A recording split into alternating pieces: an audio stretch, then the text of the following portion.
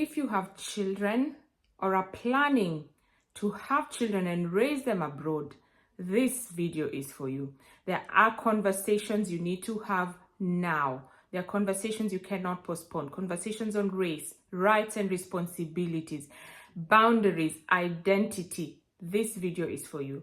Stick around. My name is Karen Ekwang. Welcome to Abroad Perspective. Welcome to this channel where I talk about all things relocating and living abroad, living in the UK. If you have not subscribed, please subscribe. And as we go along in this video, if you find something that you can relate to, please let me know in the comments. Raising kids abroad has its own sets of challenges. I remember I was nervous.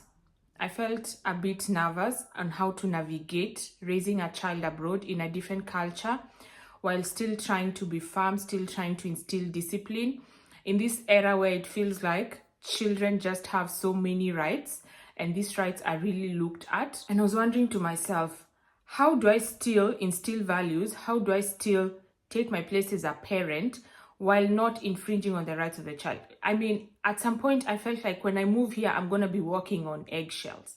So today I want to share the things that really helped me and things that I know work. The first thing, information is power. So I know we keep saying kids have rights, they have so many rights, but what are these rights? So for me, I went through the children's rights, and that's the basis of all the rights for kids here in the UK, in most Western countries, because these countries have signed the Convention on Children's Rights, and so they have a responsibility to maintain those rights. So I was like, okay, let me find out what these rights say. And I thought that would make me more fearful. No, they empowered me. So I went online and I found the rights. I will put a link here. You can always find it in Google, but I will put a link here for an easy read version of the children's rights. And you can go through it, but it empowered me. And let me tell you some examples of those rights. The ones we know, top of our minds, like the right to education for all children, the right to be treated fairly regardless of your background. But here is an interesting one. Children have the right to be listened to and taken seriously. Does that really ring a bell on why children are really listened to? But one other thing, remember, these rights also come with responsibilities for the child. So the child has a responsibility to also listen and take other people seriously. Another one is that children have the right to be protected from harm. And this is why if you physically abuse your child, or if your child is in a physically abusive environment, and if the environment the child is living in is like that, the government has the right to remove that child from that place, because children have the right to be protected. This one I'm about to tell you, this is the one that empowered me. This one made me stop walking on eggshells and knew I have my place as a parent and I can instill values. So this one says every child has the right to enjoy their culture, religion, and language, even if most people in the country they live in do not subscribe to that. I was like, so you have a leeway. You are allowed to teach your child their culture, their language. You're allowed to teach them their religion, their values, even if the country they stay in does not practice the same. They have a right to enjoy it. There are a number of rights. In total, there are 54 articles in the Convention on Children's Rights. So I'm just highlighting some of them. And this other one as well also empowers you as a parent. And that is, children have a right to be given support and advice from parents and family.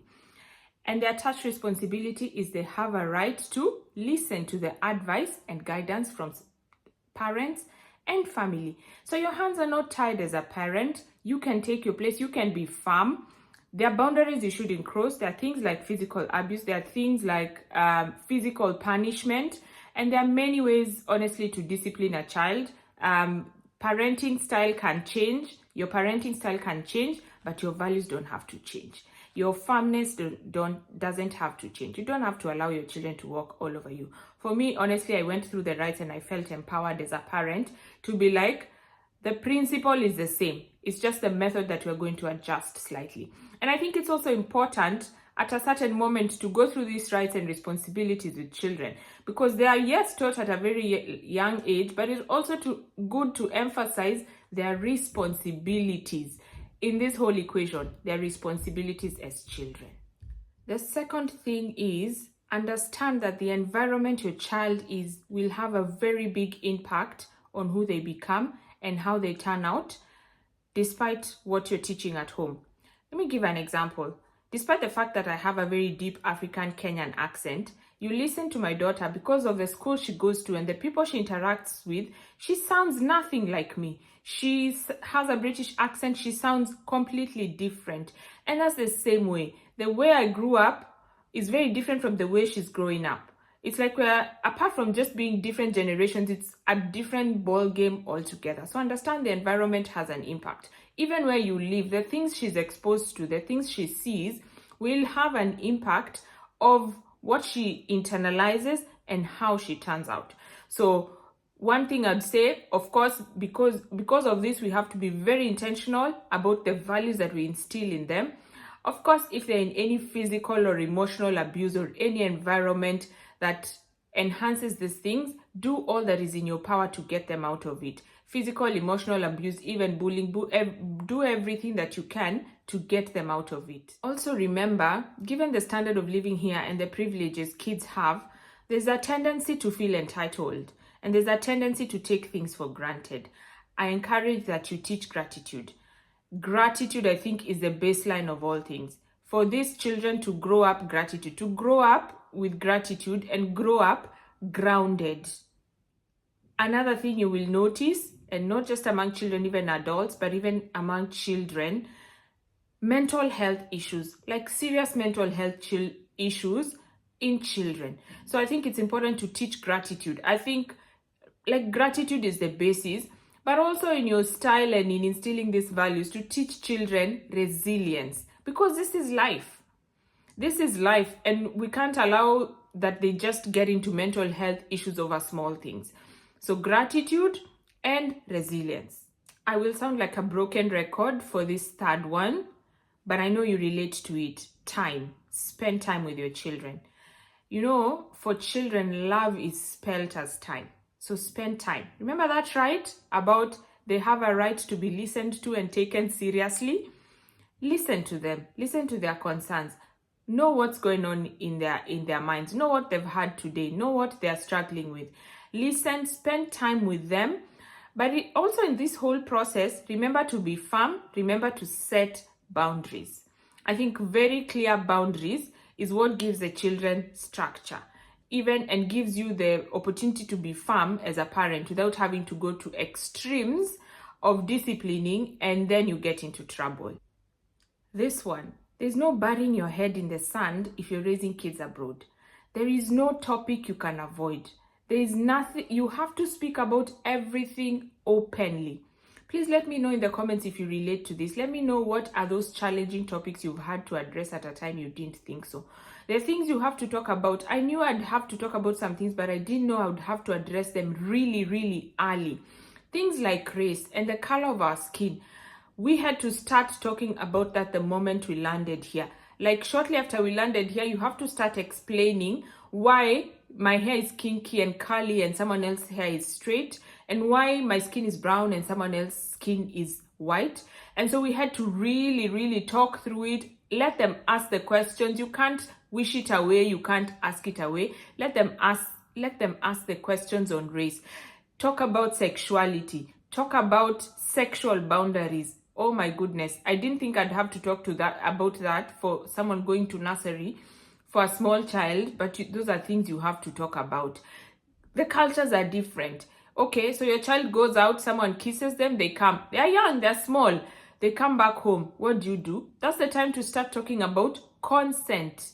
Consent, because probably it's another small child who has kissed. It's innocent. Another small child has kissed them. It's a cultural thing. Talk about it. Who can kiss you? Where can they kiss you? What is consent? What is yes or no? Who can hug me? Who cannot? I mean, those are things you just have to talk about at a really young age. While you're talking about these things, remember to emphasize the good things, especially for things like especially the color of our skin, things like UV protection. Emphasize on those things so that you're building confidence, you're building their identity, and they know they're different, but they know it's okay. So that's the message. Everyone is different, but it's fine. And you know, one thing I realized, by the way, kids don't know color. Kids, they will just play, they will just be with each other, they don't know color. Yes, they will ask these questions, but they're asking so innocently. But you will always find the odd one whose parents, because these ideas come from adults, have infiltrated them and have taught them primitive things, who will come with a racist comment or with a bullying comment. So make sure you address those things promptly. Anytime you feel like your child is being treated unfairly, please remember to complain, remember to report. Remember the right. Children have a right to be treated fairly regardless of their background. You have the right to complain. And look out for what they're watching. I know we give them all these cartoons, they sound innocent, they sound nice.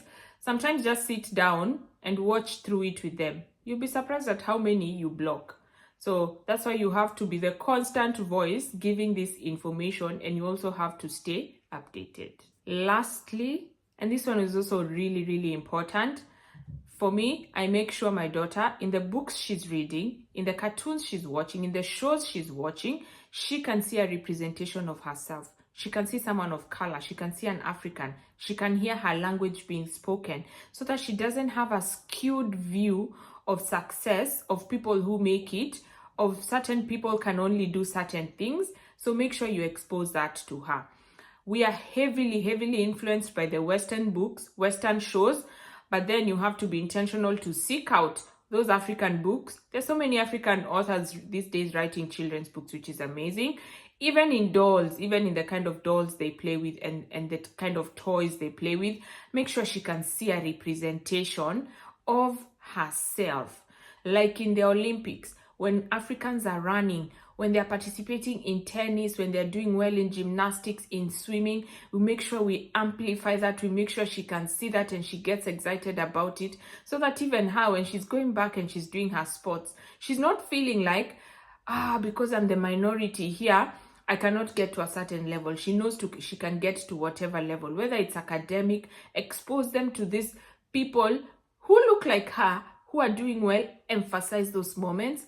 It really builds their identity, really builds their confidence, and they don't grow up having a skewed view the way we grew up knowing white people are superior or certain people of a certain color are not superior. It really builds their confidence. So make sure you incorporate that into your daily routines.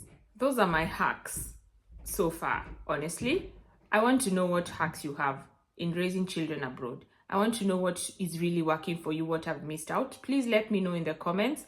Let's have a conversation, because yes, they have rights, but they have responsibilities, and we have responsibilities to also bring up grounded children. To bring up children who are good in the society. Thank you so much for staying with me to the end of this video. Remember to subscribe and to leave a comment, and let's meet in the next video.